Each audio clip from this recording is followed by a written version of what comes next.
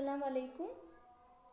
मैं राबिया शेख आज फिर आपके सामने हाजिर हुई हूँ एक नए मौजू के साथ, जिसका मौजू नाम है फल्की, फर्शी और असली हरूफ, जिनको हम अंग्रेज़ी में sky, grass and root letters कहते हैं। अंग्रेज़ी की तरह स्काई, इस और रूट लेटर्स की तरह उर्दू भी फल्की, फर्श और असली हर्फ होते हैं, जिनको लिखने के तौर तरीके से पहचाना जाता है।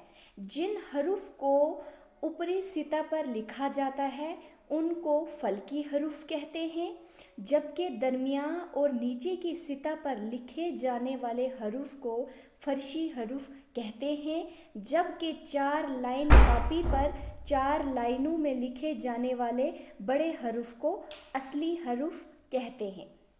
तो आइए मैं आपको दिखाती हूँ कि फल्की हरूफ, फर्शी हरूफ और असली हरूफ कौन कौन से हैं। आपको सामने नज़र आ रहा होगा, यहाँ पे जो है फल्की हरूफ, जिसको हम अंग्रेज़ी में स्काई लेटर्स कहते हैं, वो कौन कौन से हैं?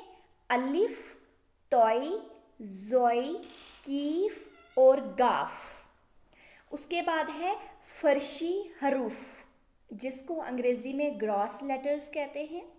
कौन कौन से हरूफ है? बे, पे, ते, टे, से, दाल, डाल, जाल, रे, अड़े, जे, जे, फे, वाव, हे और बड़िए। उसके बाद आता है हमारा असली हरूफ यानी रूट लेटर, जो नीचे 3 लाइनों में लिखे जाते हैं। वो कौन कौन से हैं?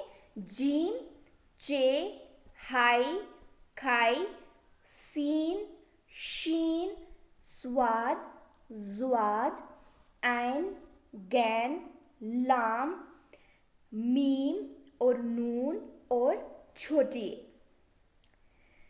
ये थे हमारे 3। पहले वाले का नाम जो था फल्की हरूफ, फर्शी हरूफ और असली हरूफ। ये 3 याद रखना बहुत ही ज़रूरी है, इसलिए क्योंकि हमें लिखने में हमेशा दिक्कत होती है कि कैसे किन लाइनों में कौन से हर्फ हम लिखें।